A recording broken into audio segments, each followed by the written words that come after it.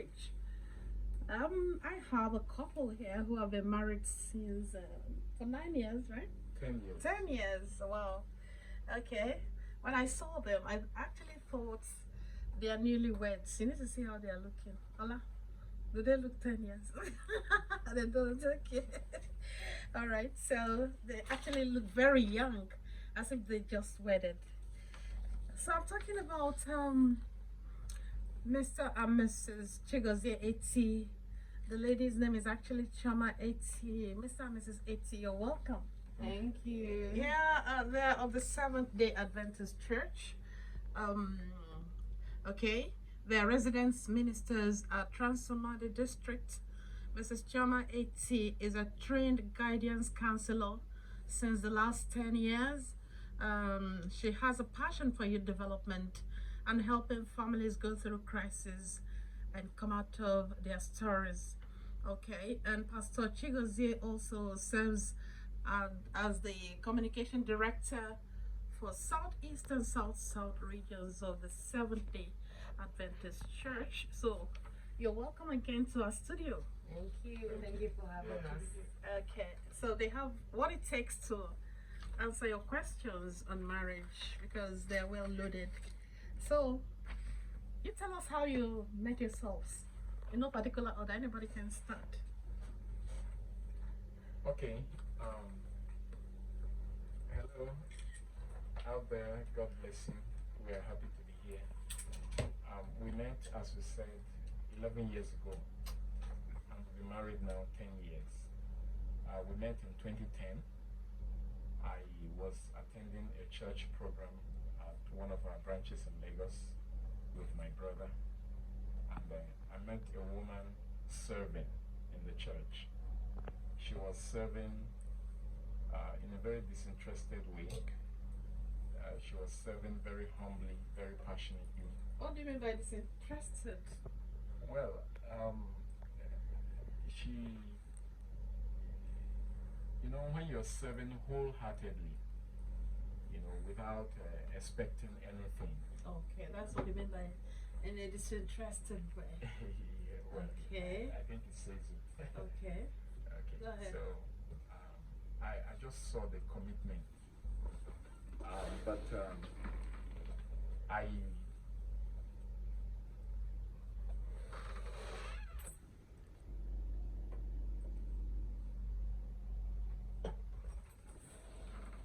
I went to that. I went to that program. I wasn't thinking about meeting anyone because I was having a very unpleasant situation in my life at that time. So what was the unpleasant situation you were going through? Okay, I was coming out of another relationship, and it was a very painful breakup. It was somebody I wanted to marry, but for some reasons it didn't work out. And so when I went to church that day in Lagos, I wasn't planning on meeting anyone. Okay, you guys met in Lagos. We met in Lagos. Okay. Yes. And as we just sat to worship and the program went on, somebody tapped me at the back. I called my full name. What program was that? Okay, it was our normal worship service, but on this day there was the added program of it was a singles summit sort of. In our church, we have programs to meet the needs of various segments of our parishioners. So on this day, it was a special Sabbath for singles, and she was one of those leading out on that day. Though she would say she didn't see herself as single at that time because she wasn't ready to meet anyone. But she called my name, and I didn't recognize that someone had introduced us. A mutual friend had introduced us 2 years earlier. So 2 years down, I didn't recognize her. I felt embarrassed that somebody would recognize me, call my full name, but I didn't recognize her. So I apologized and asked her to reintroduce herself, and she did. We exchanged numbers, and 10 years on, here we are. 10 years on, here we are. Okay. We'll be back shortly. Stay with us. You'll be sharing that mic. The engineer said this mic is not working. So push it. Push the mic in. So when you talk, you give it a hair. Alright, so Madame, you tell us your own part of the story.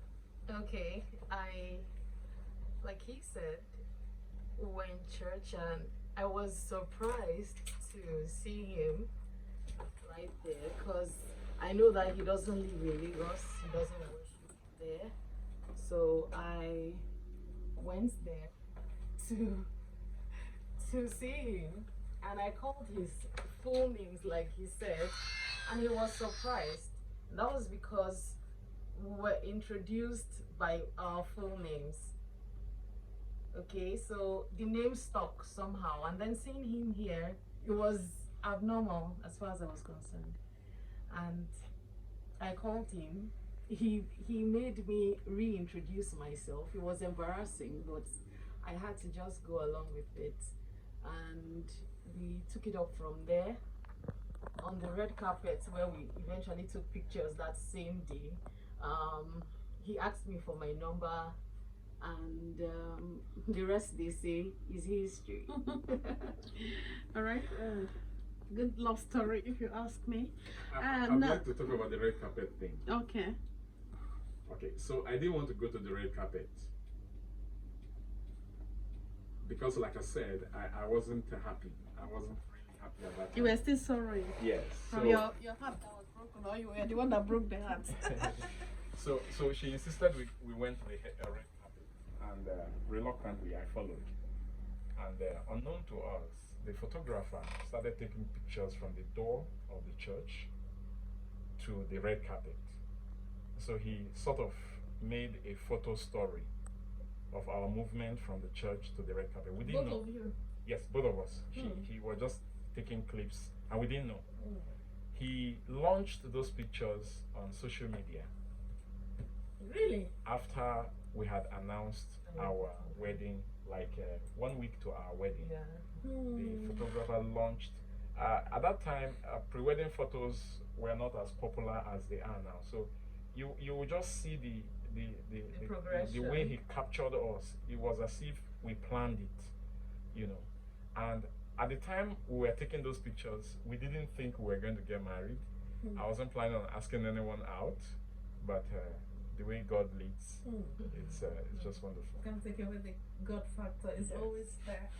All right. So now, after you've said yes to each other, you'd like to tell us how you popped the question before we go into other things. Wow. Okay. When I was teaching in the university, my student thought that the way I popped the question was unromantic. You know, so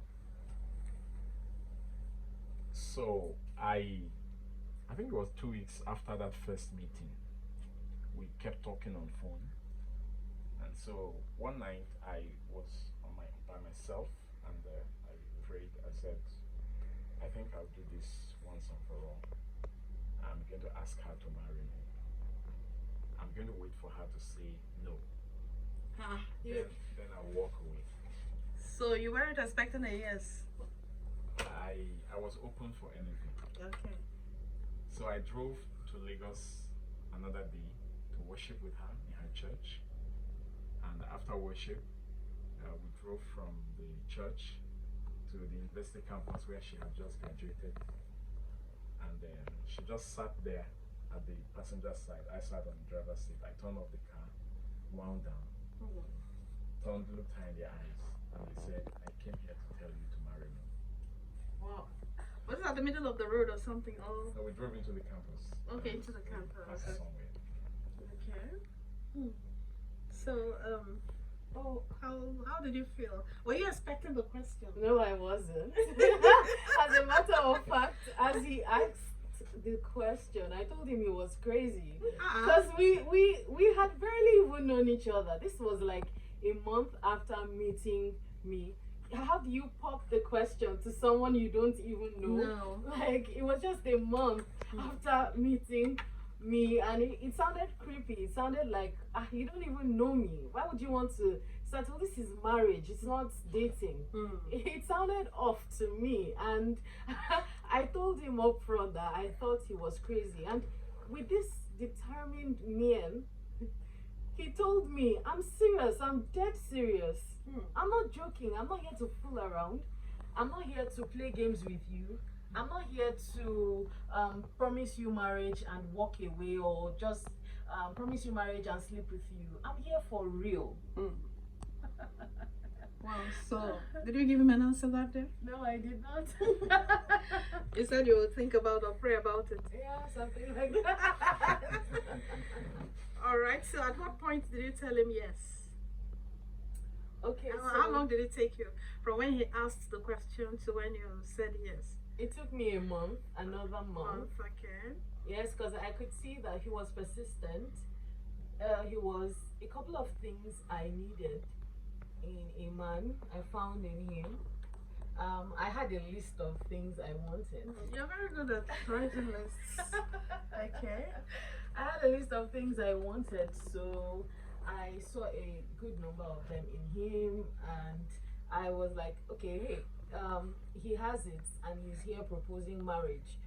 Let's see where this leads, and hopefully, if you get my parents to accept, then it will just be fine. But I mean, if they say no, then I know that I have nothing to lose, because I'm not fully invested in that relationship. But I mean, it was just a few months, so that was it for me. Okay, to the journey proper, planning your wedding and all that. Did you have all the resources you needed at that time?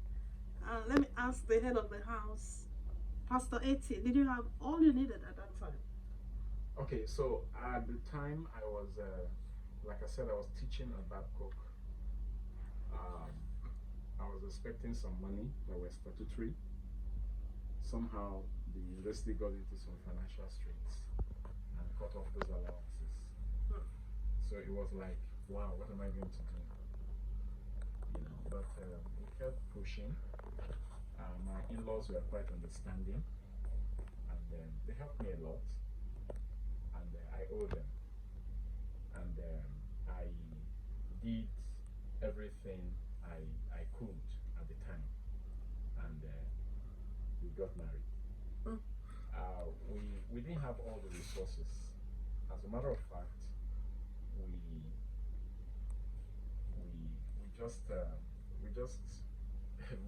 we barely pulled through, and through it all, I could see that God's hand, was just there, helping me. So, Mrs. Eti, when you were experiencing all those financial challenges, what was in your mind that kept you going? That okay, whatever it is, I'll stick to this guy and all that. Why did you stick with him when there are so many other options? Guys who have made it big. Okay, because those guys who have made it big do not actually have what I want. And for me, money is just one out of a number of things I was looking for. I was looking for someone who can be committed to me and just me alone. I was looking for someone who cared about my interests, willing to help me pursue my dreams, willing to be my partner. So, and I know that money is not everything. My parents also played a big role, because my dad especially told me how he started from a very humble background, and that if I was expecting my husband to blow at this initial stage, I would be really having really high hopes, and so that I needed to be patient and see it through. He had a job, he had a pensionable job, he was doing well for himself. He wasn't rich, but he was doing well for himself at that age. So yes, those were some of the things that helped me to stay on course. So, parents, you heard it. The impact of the father helped her. The father kept telling her not to look for a man that has it all, has all the money. But specific things in life you have to look out for. Life is not all about millions and billions, right? All right, so journey into marriage. How did you say it? When did you wed? Okay, we got married Sunday, August 28th, 2000. and 11. I know it's not like men to remember dates. They forget even their birthdays. Yes, we did. Okay, so Okay, was yesterday your anniversary? No, 2 weeks ago. 2 weeks ago. Yes, Okay, we were okay. 10 years 2 weeks ago. Okay. Congratulations. Thank you. So, what has been the low points and the high points of the marriage? I think I want to start with Yes, the low sister. points. Okay. So first things first, we found that expectation did not meet reality. I don't It's- understand. I'm not I'll a break guidance it down. counselor. Break it down. I'll break it down. Okay. There were some things I expected, but what I actually saw was different from what I expected. Now, I'll give very, very, very basic examples. So, because of our differences in backgrounds, differences in upbringing, the way I would normally respond to a situation is different from the way my husband will respond. And getting to find out and appreciate our individual differences was a challenging point for us at that time. And it's something I found that affects many couples of today, because they go in with these lofty dreams and goals, relationship goals and family goals, and when they really do get in, they find out that the heat of marriage is too much for them, and then they're not able to cope. Another thing that really was a low point for us is getting attached to the other. So I'm the first daughter of my home, and I have a really close bond with my dad. So that leaving home to cleave to my husband was quite difficult. It was very difficult because I was already so used to Daddy girl. yes, I was daddy's girl. it was very tough for me to cut off from his, I won't say apron strings. I don't know what to call it this time. I understand Okay, because so- I'm a first daughter too. Oh really? Okay. So I know what you mean. Okay, so you always going to check in with him for this and that and all of that. It was something that really I affected our marriage at that early stage, and I needed to learn how to minimize, maybe not cut off, but minimize that association and use it meaningfully. So Okay, Pastor Eti, I would also say that one of the low points was the way we managed and responded to each other when it came to money. money, always a problem. Yes.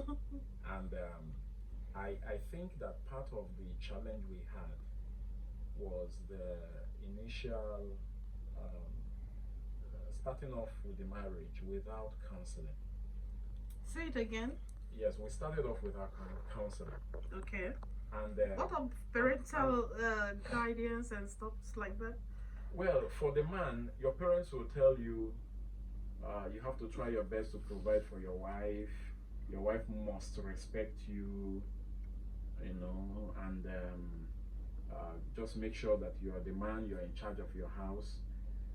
Much of what our parents tell us is not much more than that. You have to be prayerful, pray for your wife, pray for your children. Those are very nice things to say. But when the chips are down, that doesn't tell you how to prepare yourself financially.